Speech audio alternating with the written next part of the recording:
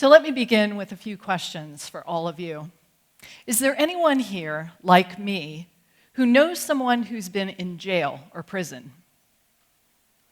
Anyone like me who's known someone on probation or parole? And is there anyone here who'd rather not answer those questions, who might prefer to change the subject at this point? Well, I believe we need to change the conversation about our criminal justice system in America. 1 out of every 104 American adults is currently incarcerated, and 1 in 33 is under correction system control. Now, given the size of our audience today, that means 3 of us in this room could be under corrections control, and 1 of us could be incarcerated. Though that's not likely because we disproportionately lock up people from impoverished communities, especially people of color. But I shared these statistics with a women's civic group recently, and one of the women said, 1 in 104 Americans currently incarcerated?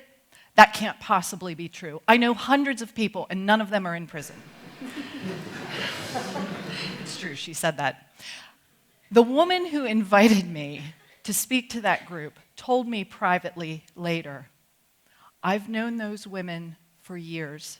Some of them have been my closest friends, but I've never told any of them that I have a sister who's been in and out of prison because she has a drug addiction.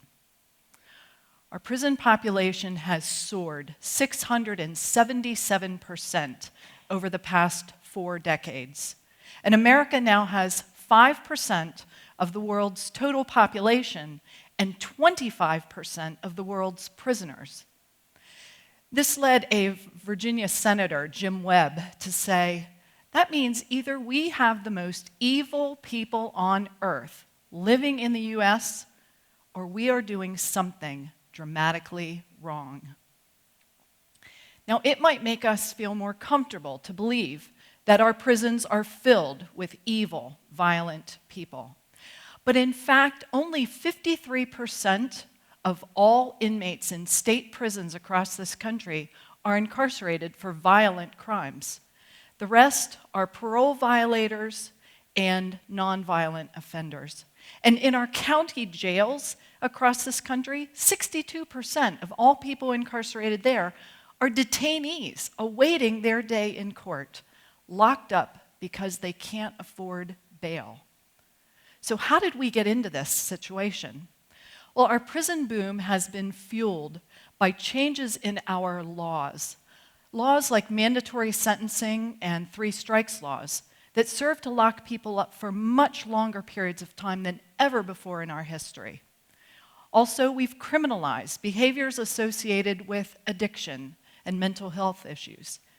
These are conditions that need treatment, not punishment, and that are often made worse by incarceration. And corrections has become big business. We are seeing government officials in some places turning over control of core functions of our justice system to private for-profit corporations. And those private for-profit corporations then lobby the elected officials to enact additional policies that will keep the largest possible number of people trapped in the system for as long as possible to maximize their corporate profits. Now, I have a confession to make. 10 years ago, I knew nothing about our prison system. It was all out of sight, out of mind. And then I met a woman named Grace Marie Hamilton, who was a volunteer in Pennsylvania's state prisons for over 30 years. She created restorative justice programs to give offenders meaningful opportunities to contribute positively to society. And she became a tireless advocate for alternatives to incarceration. When I first met Marie, she had just retired, and she was looking for someone to write a book about her prison work, and she asked if I would take on that project. I remember the first time I mentioned the possibility to my husband. He said, well, you wouldn't have to go into any prisons yourself to do this, would you? But of course I did. And the first time I went into a state prison, I was incredibly nervous. I was there to interview a man who had been incarcerated for over 20 years, which I assumed meant that he must be a dangerous, violent criminal. By the time I completed that interview, hours later, I had seen the person behind the labels. His name is Jerry. He's a gifted writer, and he loves to watch the History Channel. And he dreams of a day when he might finally be set free. He'd love to be reunited with his 2 children, who he hasn't seen in years. I interviewed another inmate named Gene. Gene and I are the exact same age, and we both play the piano. Gene had taught himself to play from behind bars because he had been locked up since the year we both turned 17. I interviewed another inmate and another, and something started to happen to me. I began to see people, not criminals, not inmates, people with hopes and dreams and the potential to contribute in meaningful ways to society if they were just given the right resources and opportunities. I listened to their stories that often included poverty, abuse, family dysfunction, addiction.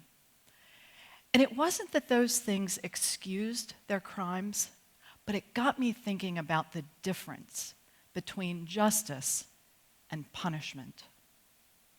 Well, it took me several years to finish the interviewing and the research and write the book. And after the book was published, I decided to make a radical midlife career change. From 20 years working in the business world to going to work for the Lancaster County RMO. It's a prisoner reentry initiative that involves social service agencies and government departments all working together to provide resources, mentoring, and opportunities for people being released from prison so they can become productive citizens and remain crime-free.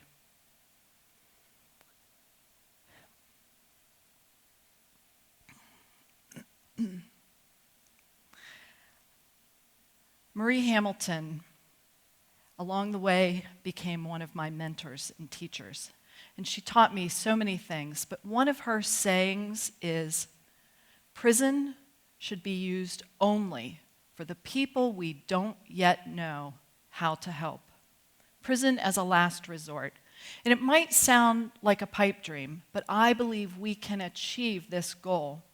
So I'm going to share with you 3 things that I believe make a compelling argument for making our prisons an option of last resort.